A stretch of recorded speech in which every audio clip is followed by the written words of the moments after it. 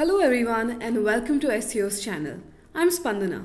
Today we're going to be talking about the representation conundrum at the Supreme Court in 2025. When CJI Sanjeev Khanna assumed office in November last year, the Supreme Court was 2 judges short of its sanctioned strength of 34 judges. Towards the end of the month, the Collegium led by Chief Justice Khanna recommended Justice Manmohan of the Delhi High Court for elevation. The one-page recommendation considered the fact that at the time there was only one judge from the Delhi High Court at the Supreme Court, Chief Justice Khanna himself. The union notified the appointment on 3rd December and Justice Manmohan assumed office on the 5th. Since then, the court has functioned with just one vacancy until 5th January when Justice C.T. Ravikumar, the only judge from the Kerala High Court, also retired. This brought the sitting strength of the court down to 32 judges again. The Khanna-led Collegium sprung to action and recommended Justice K. Vinod Chandran for elevation. The Collegium's recommendation highlighted that Justice Chandran's parent High Court was the Kerala High Court. Now, diversity has been a key consideration in Collegium recommendations. For instance, under former Chief Justice D.Y. Chandrachud's tenure, the Collegium's resolutions were more elaborate, perhaps to address the criticism of vague and thin reasonings in previous tenures. The recommendations also emphasize the fact that representation on the axis of region, gender, and community would be considered along with seniority and merit. But ensuring diversity has proven to be more challenging in practice. For instance, none of the 17 names recommended by Chief Justice D.Y. Chandrachud's Collegium were women. Representation will be in the limelight again this year as 6 more retirements are scheduled. Each vacancy will create its own kind of representation gap, often on more than one axis. For instance, Justice Ravikumar was also one of only 3 judges from a Dalit community in the top court, along with Justices B.R. Gavai and P.B. Varale.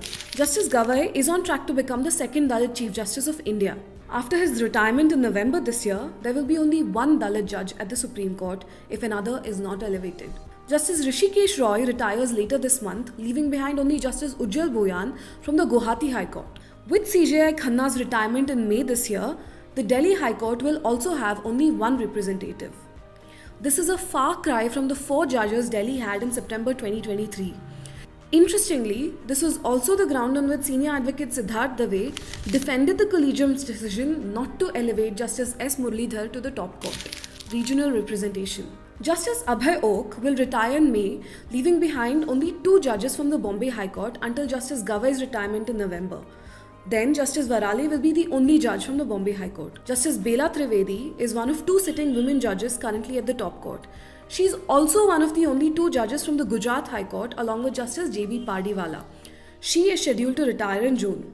The other retirement this year is that of Justice Sudhanshu Dhulia, the only sitting judge from the Uttarakhand High Court. Currently, the Supreme Court has only one Muslim judge and one Christian judge. In last year's recommendation for the elevation of Justice R. Mahadevan from the Madras High Court, the Collegium noted that he would represent a backward community in Tamil Nadu. But there are many roadblocks to striking the fine balance across multiple axes of representation at the top court. First, there is an issue of inadequate pool of judges for elevation. In an interview with us in November 2023, former judge of the Supreme Court, Justice S.K. Kaul, highlighted that even when the Collegium endeavours to relax the rules of seniority, a particular cohort of judges in the higher judiciary may not have a judge deemed fit for elevation to the Supreme Court. This scarcity of judges is all the more pronounced when it comes to women's appointments. Currently, there is only one woman Chief Justice in all high courts. Second, the Collegium itself will see several changes this year. Justice Vikram Nath will join the Collegium after Justice Roy's retirement. Following CJI Khanna's retirement in May, Justice J.K. Maheshwari will become part of the Collegium headed by Chief Justice B.R. Gavai.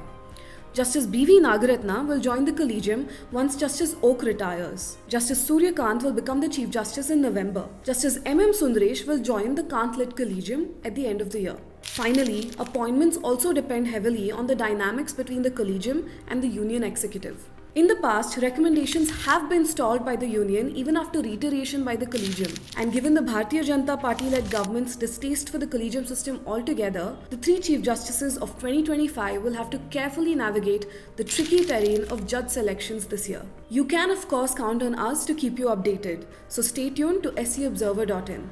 Thank you for watching.